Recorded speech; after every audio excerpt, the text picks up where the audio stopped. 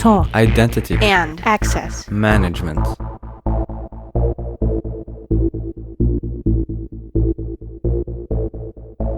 Welcome to the Identity at the Center podcast. I'm Jeff, and that's Jim. Hey, Jim. Hey, Jeff. How's it going? Good. Today is a special day. I'm excited. Yep. We also have a special guest. She is Eve Mailer, ForgeRock's Chief Technology Officer and Chief UMAnitarian. Welcome to the show, Eve.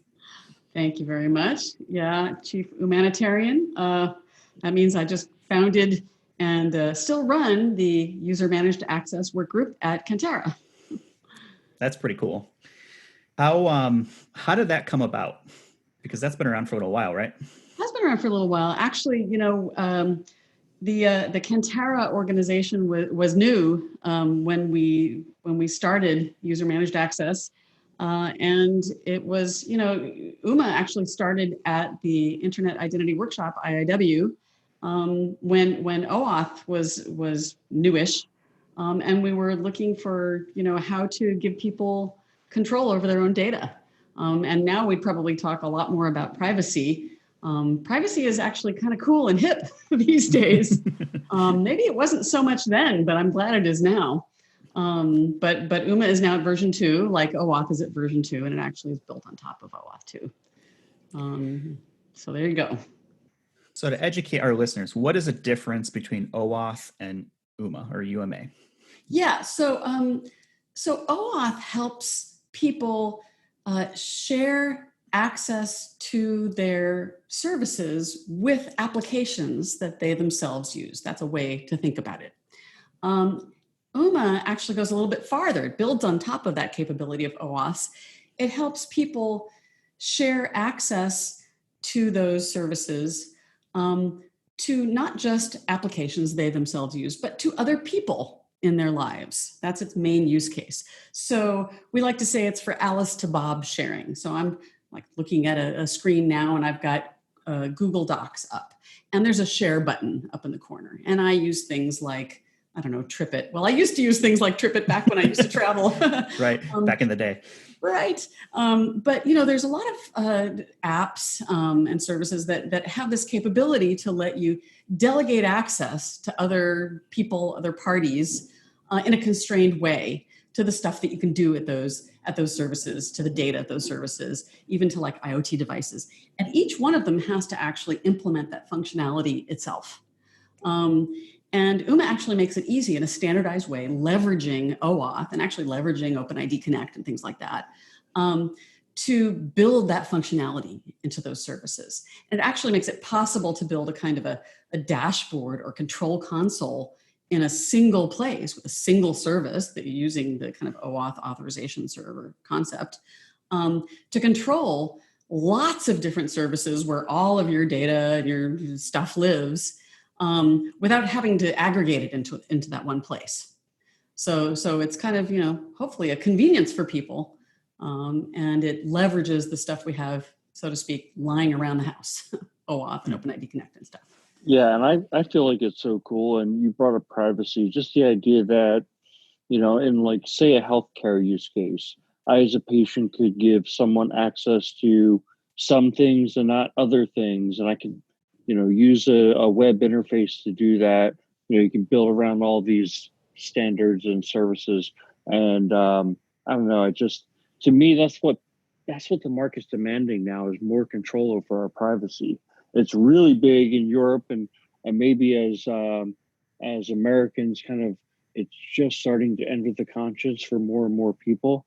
But it's a growing movement, if you will. People want to have control over their privacy, and they worry about all their private information just going everywhere, and big companies having access to it and reselling it, and then you lose control over it. Yeah, it's funny, sometimes humanitarians talk about this positive vision of privacy that we've been trying to achieve. It's sort of like, sometimes the regulations are just trying to treat people as passive, victims or passive people around which, data controllers and data processors are supposed to do things. But the positive vision of privacy is that you get to actually control your destiny. And so that's kind of the share button version. You get to hit a button that lets you control and configure what you want to have happen without somebody's external influence on you, that kind of opt-in consent kind of version of privacy. So we sometimes like to say that it's about selective sharing. So that's the positive vision. And so in fact, at ForgeRock, we are actually working with a healthcare customer to implement what you were just talking about in terms of sharing kind of a bundle of different kinds of health-related resources, different sets of data from different places. So somebody who's a customer, a patient or a health insurance member could share out to, say, a spouse that data. And then let's say that person that you've shared with isn't your spouse anymore, which can happen. You want to be sure that you can sort of unshare all of those feeds of information, if you will, because it's information that differs over time. You can unshare it all at once, no matter where it lived. And you had your reasons for wanting to do that. And then the health insurer has their own reasons as well for wanting to make sure that it's all undone properly, auditing reasons, compliance reasons, like that. So, Eve, I've been wondering this. So as the chief evangelist, I've never actually heard that before. There you go. Good one, Jim. Thanks, guys. No, but as the chief evangelist for a standard, what have you learned about kind of getting momentum behind that? And I would imagine, well, maybe you just tell us, what is your vision for how big and how universal UMA gets, or is it more fit for purpose? And then what have you learned along the way about kind of getting it out there and getting it to be, to mold into that vision? Well, it's funny, I've done a lot of standards in my time. I've been, XML girl, right? So, I was involved in XML. I've been involved in a lot of standards. And what you want to do is, solve for the right problem. And what's really nice is when sometimes what you've standardized can get sedimented into other standards, actually. You want to know that it's just sort of even piece parts are being used. And that's something that UMA has actually had some success at. So you may have used, and a lot of the people listening to this may have used dynamic client registration in OAuth. And the folks at the UMA table actually kind of needed that functionality a long time ago and put together a modular spec around dynamic client registration. And that got sedimented into OAuth a long time ago. And we said, hey, that's great. A wider audience needed that. We're happy to have those guys do it. And so that was a success. That was a success story of UMA. And there's some other pieces as well that we started work on, and it turned out a wider community needed it. So it could be that lots of things get sedimented into other places over time, and we'd be thrilled with that. Yeah, I think it's smart to treat standards like Lego bricks, right? Trying to build out different components. Because if you try to do too much with one thing, it's never going to be great at any particular thing, right? It's more of a jack of all trades. So, but if you're able to weave in interoperability and layers where you're able to stack standards, I think that makes a ton of sense. Mm-hmm. Absolutely. So yeah. So you mentioned XML. I know you've been in an IAM space for a long time, and one of the first questions we totally went right into it this time is that we like to ask folks is how did you get into IAM, and maybe you can share a little bit about how did you fall into the wonderful world of IAM, or did you select it? I got pulled in the year 2000. I got pulled in when it was sort of time, I guess. The time had come to solve cross-domain single sign-on. So I was at Sun Microsystems. We had a partner in Integrity that had written a spec, and they were sort of draft calling it SSML, I think, Security Services Markup Language. And I really recommended, that's not sexy enough a name. Can you please call it S2ML, which they did. I like that better. And then there was this sort of competing spec out there created by a company called Securant. And it was called Auth XML, AUTH XML. And there was this sort of idea that, hey, these two smallish companies really ought to sort of put these things together and make a merge spec out of them and solve this problem together. And I recommended that they take the specs to Oasis, which was the kind of not newly formed .org, but it was the newly renamed .org that was SGML Open. Now that XML was a thing, they were going to call it XML Open. They changed it to Oasis. We know Oasis now. And there were a bunch of folks in the industry that were just encouraging this to happen. And eventually we formed the Security Services Technical Committee. And eventually the thing that got created was called SAML. I was the lone XML geek in a room full of LDAP and single sign-on geeks, PAM geeks, whatever, in 2000, 2001. And that's where I met folks like, I don't know, Bob Blakely, Jeff Hodges, Bob Morgan, lovely Bob Morgan, Heather Hinton, Phil Hallam Baker, lots and lots of folks who are just, industry folks who are awesome. And, we got into a room in early 2001, and I was sort of designated to become the first chair for various political reasons, because I was sort of neutral. And I think it was because I didn't know anything about that world, actually. And I was like, okay, everybody introduce yourselves. We're going to get to know each other. And they're like, look, we know each other already. Who are you? And that was my introduction. So I learned all kinds of stuff. And I was there to kind of help everybody figure out the schemas for SAML and get them right. So that's what happened. And thus XML Girl was born. Oh, XML Girl was born actually in 1996 or 7. I mean, I was working on the XML spec, back when, I helped, create XML. I got the tag XML Girl while I was on a Caribbean cruise, and, they had a new business center with internet access. And they're like, hey, you want to send mail to somebody? Create a Yahoo account. And I'm like, oh, what should I call it? And XML was, we were in the process of defining XML. So that was 97 or so. I was in Nassau. That's a pretty fun cruise. It was awesome. I mean, what a geeky thing to do, right? No, but I like how humble you are. You kind of just, this was the meeting where SAML got started. I think I've heard of SAML. I think it's something that all of our listeners have heard of as well. So good on you, Eve. It's almost like sitting in the room. We're like, oh yeah, that's where the Declaration of Independence was drafted up. It's like the IAM version of that. Well, what I'm pleased about is, it's the graybeard now, right? It's really old. And I know that a lot of people think it's, so difficult to use. And it's kind of this gaseous data format and whatever. But I know that it's still pretty well used, right? By business SaaS and everything. And I'm pleased that it's kind of, whatever stood the test of time. That's pretty cool. Yeah, very little less forever. At some point, I'm sure there will be revisions to it, right? We've seen OAuth go to OAuth 2 and different versions of different things.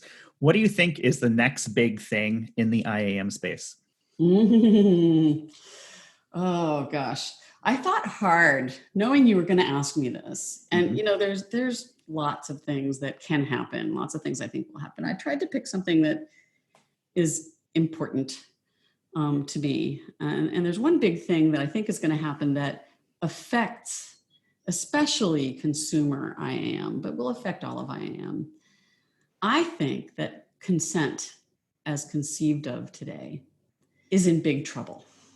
As my nephew, when he was very, very young, would have said is in big trouble. We need to actually really remake consent in authorizations image.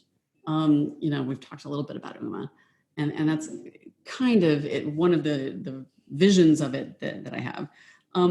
We can see that consent is in trouble. There's some research that I published with a woman named Lisa Lavasher through an IEEE journal pretty recently about this. The way that consent is conceived of regulatorily and also experientially is this, the consent seeker, in a digital context when you're being asked for your personal information, but also in real life, is the consent seeker asks you for something. They kind of have the upper hand always. It's just the nature of the relationship. And you pretty much feel like you have to give in because you're just at the cusp of using the service. You don't have a good way to negotiate most of the time. And there aren't really good ways to revoke your consent. I mean, at the margin, things can be different, but in the main, it's not an even relationship. So they're pulling consent from you. And so in our research, we looked at, sort of other ways that you could do things. And we came up with this notion of right to use licensing. Other people have come up with this notion too. But we looked at the criteria for what you'd have to do to change things. And I just think that, consent, ForgeRock implements consent management. We do a really good job of it. We have this kind of unified single pane of glass interface. But we're seeing the way the future's going. And it isn't just, you can't just do a great job of consent management the way it's conceived of today, opt-in and opt-out. It's failing people. They don't trust services, it's clear. Services that can get away with a bad job of it are doing it. And I encourage you to go take a look at dark patterns, like the Twitter feed, dark patterns, or the website for some really egregious examples of bad faith consent flows. Sites and services can get away with that stuff because, it's possible, even with GDPR being in enforcement for 2 years and so on, even with CCPA, which obviously they're trying to fix, but I don't think it's going to work. So what happens? I think they're going to start to realize that you can't just throw regulations at that model forever. And I think we need to put people sort of in charge of what it is they want done. And you have to put that in front of even authentication. It's the only way we could see to do it. And that, Eva, I mean, I think this is an example of what I'm seeing out there is kind of a bad pattern that you see over and over again every time you go to a website. It's, the alert, we use cookies. I mean, this could be almost each and every website. It's the exact same thing. And you just click OK and get out of here. Of course. I mean, if you didn't, you wouldn't be able to use any websites, for example. yeah. So to me, that's a bad pattern. And also that, privacy policies, it's just fine print. And you have to accept them before you use any websites, rather than the requirement getting to the point where actually we are able to tell you what our privacy policy is in 5 sentences. And I actually might read 5 sentences if I care about my privacy, but I'm not going to spend 2 hours reading, all the fine print when I need to pay my utility bill or something online. And you really have me as, I really don't have much choice, especially if I want to pay my utility bill and I don't want to have my power shut off. I'm kind of a captive. So I wonder what your thoughts are there. It's absolutely right. And, we're not the first ones to analyze this. Actually, one of the things we point to in the research is there's some famous research where they sort of had a fictitious social network and with some terms and conditions they asked people to look at. And there's some standards for how long it takes to read stuff like terms and conditions. And it would have taken many minutes to read the terms and conditions and the privacy policy in this case. And people were spending, maybe 90 seconds. I can't remember exactly how long to read this stuff. And they were basically skimming over it and mostly, like 97% of the time, agreeing. And missing the fact that there were sort of Easter eggs in these contracts. And they were agreeing to the contracts. It's called consent to contract. So it's kind of consent. And the Easter eggs were like, you are agreeing to give your firstborn to the service and that the NSA can read all your data. Yeah. Or you sell your soul. I've seen that one. Yeah. Right. With the corporation owns your soul now. Yeah, exactly. It's proof that it doesn't work. I mean, it's proof that we're just kidding ourselves. Yeah. So like, if you really want the situation to be better, you gotta change up something. And cookie consent gets so much attention actually because it's the very first time you meet a service. So you have to get ahead of even wanting the cookie. And now GDPR is sort of saying, well, our interpretation of the rules is you can't even have those cookies. And it's like, really? Okay. So you just went to all that trouble. So we could have just started with that assumption. So yeah, totally agree. So consent is the big thing. I thought you were going to say blockchain. Well, let's get to blockchain if you like. So we were chatting a little bit before we, hit the record button a few days ago. And, I think the question I asked was, is blockchain identity overhyped? And then you turned it around to me and you said, well, what do you think? So to recap it, here's what I said. And then I'd be curious to see what you say. I don't know if it's overhyped or not, because I don't think it's there yet. I see blockchain as a potential option for consumers, people who are citizens, maybe interacting with government services.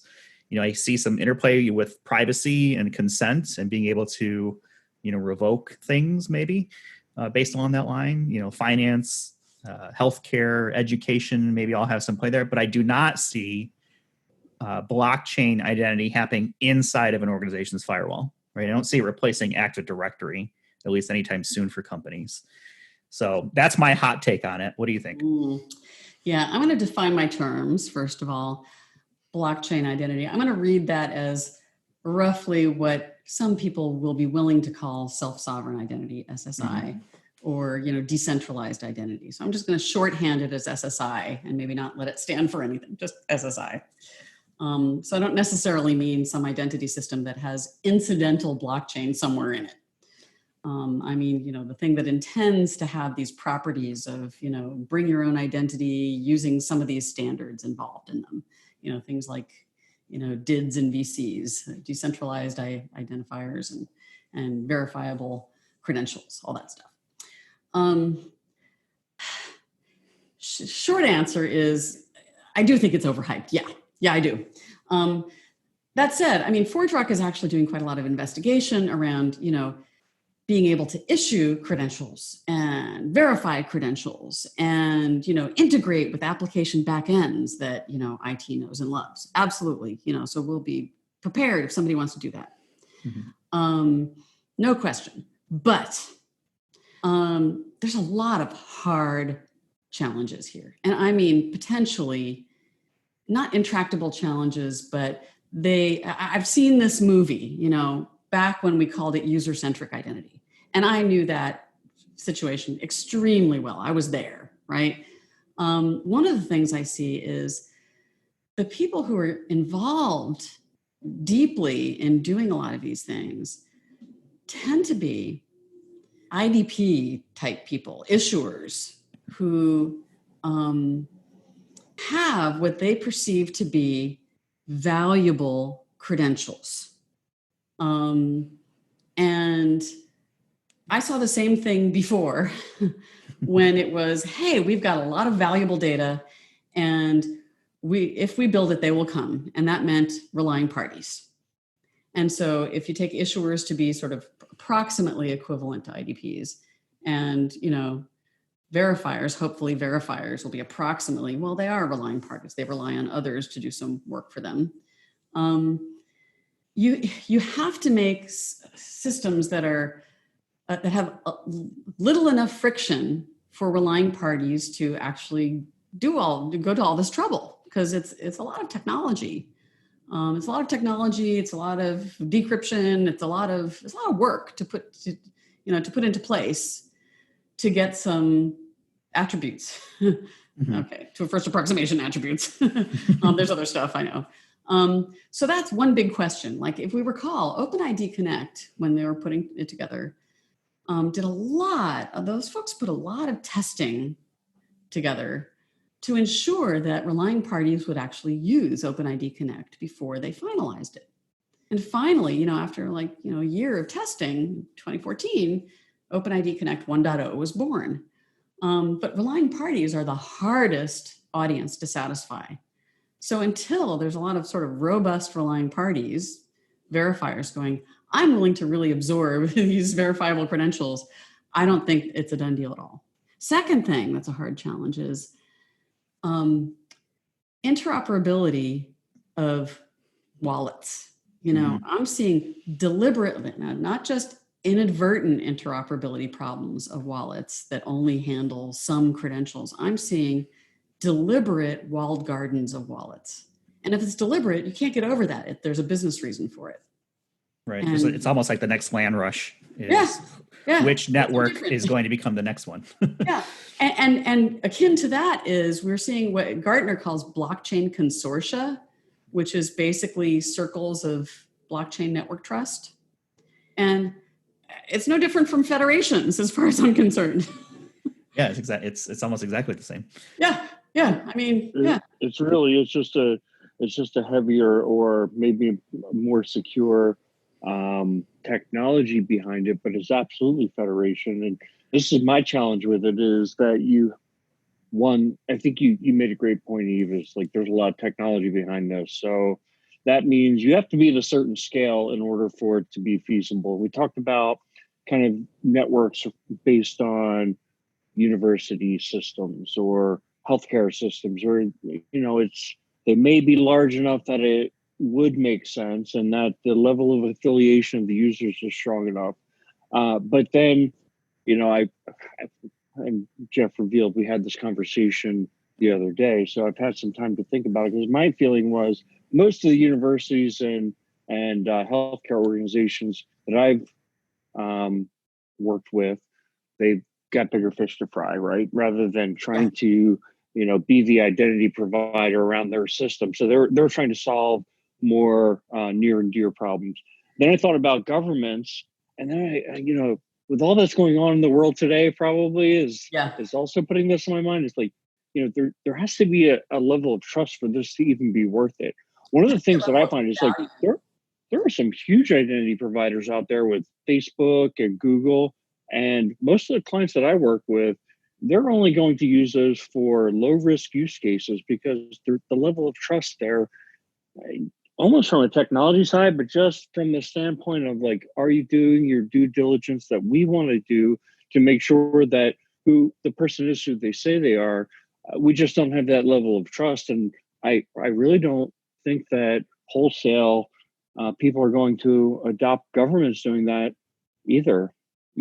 Maybe before Google and Facebook, but still, I don't feel like it's a near and dear ready to happen tomorrow. Here's the criteria. I think, it has to provide sufficient convenience and sufficient value for whatever friction that it's imposing. I mean, that's true of anything, right? So an old friend of mine used to say many years ago about enterprise software, it's expensive, but it's hard to use. So, if you've got something that, is a big bolus of software that everybody has to implement, and it provides, either a bad experience or, a lot of hassle or whatever, it has to provide a lot of value if you're going to go to that bother. And I don't quite see yet that it's enough value. And maybe it'll get there, but given the fact that we're seeing deliberate kind of barriers to huge amounts of interoperability so that it becomes really bring your own identity, I'm distrustful kind of that the business value is really going to bring that wonderful land that the pictures paint. Sounds like we're on the same page. I feel like the same things, that value prop just isn't there yet, and keep waiting, and I don't know if they'll ever make it in time for the next big thing. That's interesting. Oh, the next wave. I don't know what that will right. be. Now that we said Jeff, blockchain, by the way, we have to use my blockchain drinking game, which is every time we say blockchain, we have to drink. So now we're like 17 done. It's happy hour somewhere. That's right. Hey, Jeff, I do want to throw out there that if anybody is sitting there and steam is coming out of their ears and wants to make the opposite case, contact us and we'd love to have them on the show. Yeah. Cool. The great thing about opinions is they can change. So that's the way that those work. I know that ForgeRock just put out a report recently called the Consumer Identity Breach Report. And we had a chance to scan through it and kind of pick out some of the things that I thought were interesting. I thought maybe we could pivot to maybe talk about that report, if that's okay.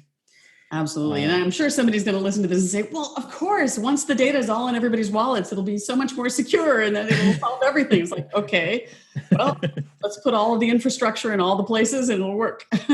Right. And you don't have to worry about a cost. Everything's just free. It works. There's no ops. Right. Yeah, it is what it is. I try to pick out some of the things that I thought were interesting, and I'm sure Jim did as well. And I'm going to go first because that's just the way it works. The statement that I want to put out there, and I pulled this report, is the cost of a breach in the US increased 112% to 8.19 million in 2019, which is up from 3.86, which is a huge increase. I mean, more than double, right? Yeah. Why do you think that is? Is it just because there's more records? Is it more significant records, or maybe a combination of both, or something else? So, I mean, this is, I think it was probably because there's so many more digital transformation imperatives and the hunger for data is greater, plus compliance costs. You take that into account along with generally poor access management practices that are just, endemic. And it's why I've been saying that, when it comes to data breaches, the biggest cybersecurity problem on the internet is an identity problem, because 40% last year of the data breaches were caused by unauthorized access. So taken all together, it's just the hunger for getting more data to execute to all these awesome things that you can do with the data. And it isn't always just, it's the sort of second order things that you can do with data and all of the new devices that generate data and things like that. That's all digital transformation generated. Yeah, that's a lot of data being generated when you think about it, right? IoT, watches, phones, everything is generating data now. And there's just so much more of it. It always puzzles me that, we keep hearing breaches going up, costs of breach going up, and yet organizations still struggle with IAM, in a lot of ways, whether it's, not really having a good understanding of who has access to what, when you think about it from an identity governance perspective, too many accounts, they're not really leveraging things like single sign-on. We see companies out there that still aren't using MFA. I mean, and it's not just enterprises, right? It's consumer-facing applications that don't support MFA. They're just not doing a good job with it. And it's true. It's true. The risk is just crazy. Yeah, it's funny that organizations that are waiting and kind of just sitting on their hands or maybe aren't aware. I think sometimes when it comes to consumer identity and access management, there's a lot of companies where one branch, one division, one business unit did something expedient because they had business to get done. And then some other business unit did the same thing for the same reason, completely differently, because they had business to get done. And then that happened 37 times, right? Mm-hmm. And then it's not that they're waiting to invest, it's that they don't realize how many kind of silos they actually have and how it's hurting their business. So in the case of SIAM, it's just that they're kind of like 37 businesses, and it's hurting them because suddenly you don't realize how much upsell and cross-sell you could be doing if you actually had a single picture of the customer, a single view of the customer, and then how much better you'd look if they had a single view of you. Exactly. Because you look like 37 companies to them. Right. Yeah. I think I see that quite a bit in the finance industry. Finance and insurance tend to have silos that operate, right? You've got life insurance, car insurance, rent insurance. And sometimes those operate as different businesses, and they do think tactically, right? They're solving their problem, but they're not solving bigger problems. Yeah, they just make decisions that end up hurting them. And then the same is actually true when it comes to like employee single sign-on. And, single sign-on actually means two completely different things when it comes to, employees and consumers. But it turns out that the way you solve the problems can actually look very similar. And you want to have the same awesome experience and efficient experience when it comes to authentication and authorization for both of them. You want to have an awesome journey that can be, designed and changed and, optimized for each of them. We actually have on ForgeRock's site, we have these ROI calculators. So you can actually see how much money you're wasting if you don't do IAM. If you need to ruin your day. It's like, actually, no, I mean, it's like if you want to look like a hero to your boss, it's like, you could save $10 million if you just put this in place. It's like, I could, what? Come here with me and I'll let you meet, meet the whoever, CIO, or, could be the chief digital officer, right? I mean, there's a lot of CDOs that we're working with. So it's kind of cool. So that's what modern IAM can do for you now. So, Eve, we did a podcast a couple weeks ago. The Verizon data breach report came out, and it was showing a big trend in the direction of phishing attacks as kind of the prevalent form of how data breaches get started. You kind of found the same thing in your report. I think it was 14% of all breaches. Yeah, it's increasing. In fact, so it was increasing to number 3 we saw in 2019, and in the first quarter of 2020 it was increasing to number 2. So we were seeing the same trend. It was still sort of a distant number 2 in our numbers, but yeah, it's definitely increasing. And to improve that, you obviously, you're saying that you see people not deploying second factors and things like that, but to improve that, the onus is on companies to improve the journeys that they're putting their customers through and their users through. And it's just, I mean, it's kind of crazy what they're putting people through. Oh yeah. I mean, and the phishing attacks are just getting better and better.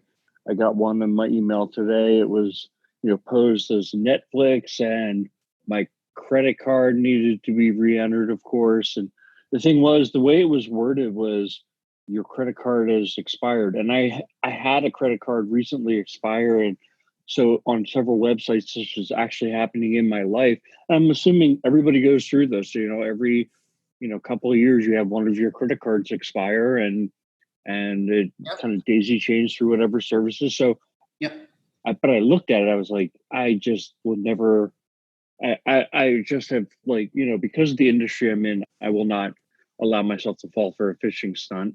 And, I like clicking on just to see what it routes me through. And it was totally a phishing campaign, but it was that good. I'll tell you what, I mean, I just, I was at the hairdresser, and the person was telling me how they keep getting phishing attempts and she knew what phishing was, and she keeps getting them from what purports to be Apple telling her that, that her password was stolen. And she knows very well that it's not true, because she just, went and updated an app or whatever. And she's very cognizant of the fact that this is going on. I was like, good for you. Because I was explaining to her, what I do. And I think that there's a higher level of awareness. And also, I'm a little surprised that there isn't more use, apparently, of DKIM, right? To bat this down. But as well, I mean, I think that it's possible to design more adaptive authentication journeys for people to combat this better. It shouldn't be hard to do. I mean, we take an approach at ForgeRock where it's like an admin can actually just sort of drag and drop, kind of like, it's kind of branched logic and authentication trees. And you could do things like design honeypots for, some suspected cyber criminal.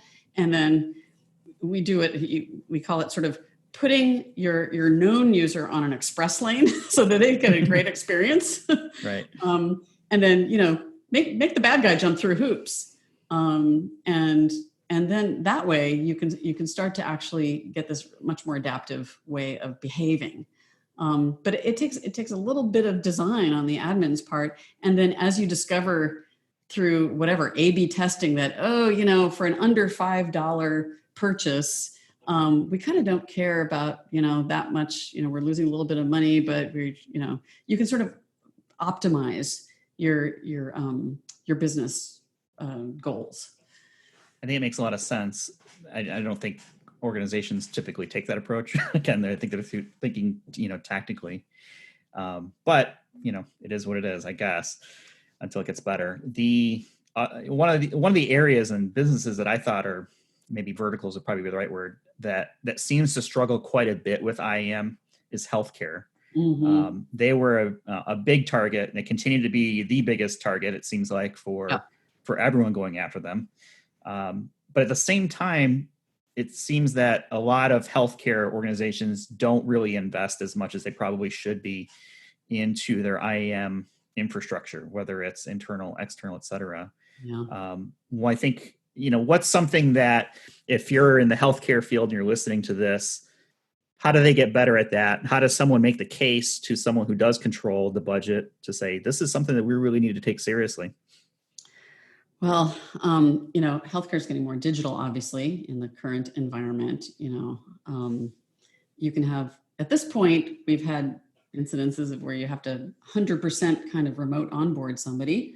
There's been people who conduct doctor visits 100% remote. So you start having a situation where healthcare is acting a lot more like other industries than they might have used to. Even though they deal in data that's hugely valuable because the records contain a lot of, sort of physical data and digital data. And it can be used for things like prescription fraud, medical identity theft things. So the consequences are higher. The data is sort of more voluminous, but they're starting to act in 100% digital ways where they kind of didn't necessarily used to. So it just cranks up the importance of everything they do. So, maybe they should be looking at the ROI calculator themselves. I mean, the techniques are oftentimes the same. Now, they do have a lot of regulatory needs that are different. So like the patient matching type of things where there's some different infrastructure that they sort of have to hook up to. And there was recently an ONC virtual testimony day. I was just about to catch up with that online to see what they were saying about that. So I would say that largely they really just need to start doing the best practices that a lot of folks have known from the rest of the other industries. And I've also advocated in other forums that they can learn a lot from looking at financial services, which have some similar challenges and have been largely digital, and also handle things like cross-border challenges really well because they've had to. So maybe that's a piece of advice that could be useful. Yeah, that's a great model to follow. The finance industry, they've certainly not defeated it, but they've certainly invested it a lot in trying to figure out some of these issues. That's right. I know our time is running short here, and I've only got a couple more questions we want to get to. Before we wrap up on the report, do you think that the pandemic situation is going to help improve healthcare's approach to IAM investments? Or do you think it's just, they see it as just a blip and it's really not going to affect their timelines for maturity in that space? It's forcing a conversation for sure. It's put a spotlight on the whole area. It's probably, I'm seeing that it's delaying some of the regulatory imperatives in some areas that, I've been hoping it'll force a conversation around. Like, so it's unlocking some sort of provider to provider data sharing, I think. Maybe that's not, well, that's maybe for a good cause, but it's maybe sort of not the right kind when you're thinking about, patient-centric data sharing. So I worry a bit about, privacy centricity, worrying about focusing on permission and consents and things. So I think they're going to start going down to first principles for a little while, which is maybe good. But I hope that they expand their view, the entire industry expands its view once again to look at some of the things that have been, was an imperative pretty recently around the new rules, the new CMS and ONC rules, things around like, patient-centric health data sharing and delegation. That's near and dear to my heart. It's something that everybody wants to be able to do. You need access to your own data. And then once you access it, well, that's nice, but you want to be able to share it out at your own discretion for things like getting a second opinion or sharing it with, caregivers in your home and your family members. It's like, it's not useful otherwise.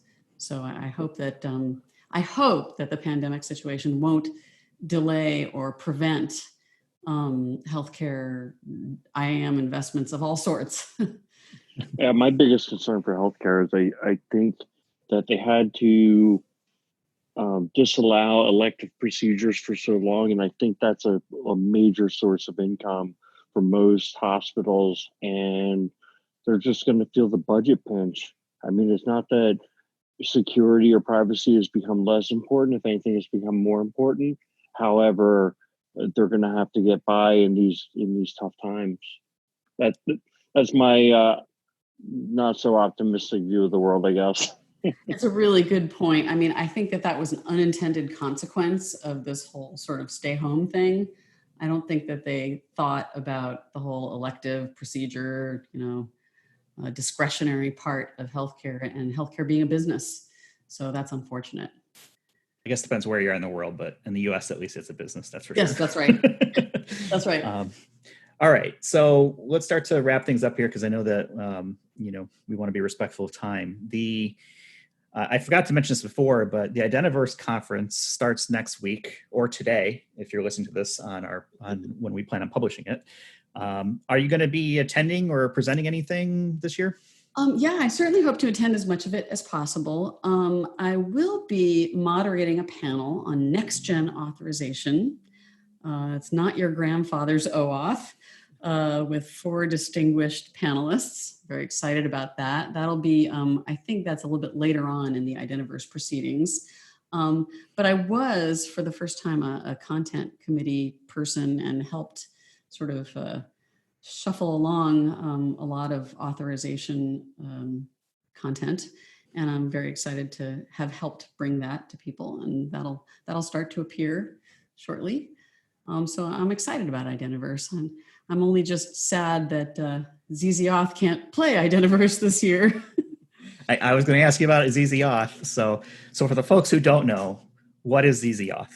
ZZAuth and the Love Tokens is a band with slightly varying members over the years that started playing Identiverse, I guess it was 4 years ago now. We've played 3 times at Identiverse. And we played, 3 or so other gigs. And, it's a bunch of identity-centric musicians.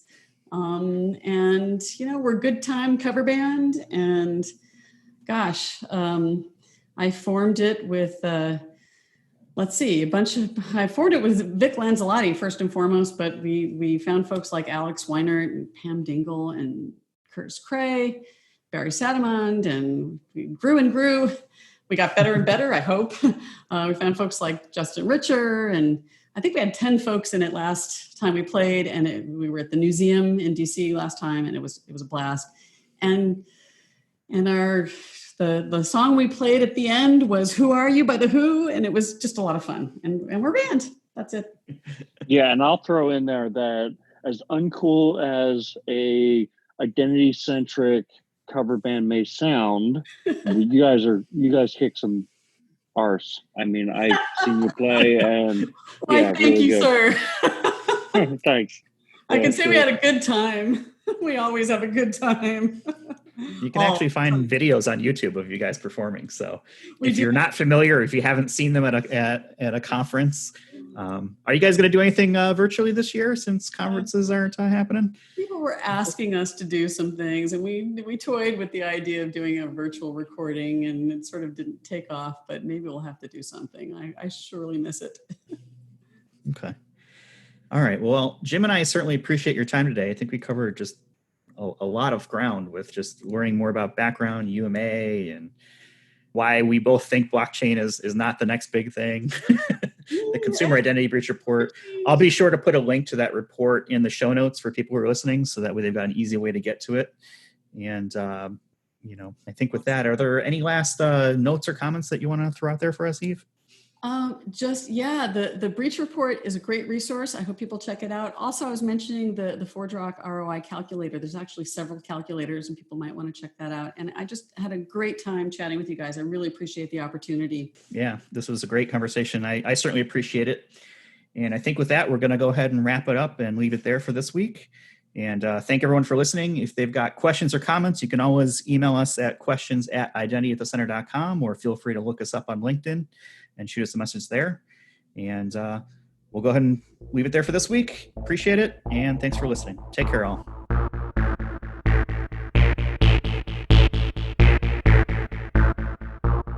You've been listening to the Identity at the Center podcast. For more episodes, visit identityatthecenter.com.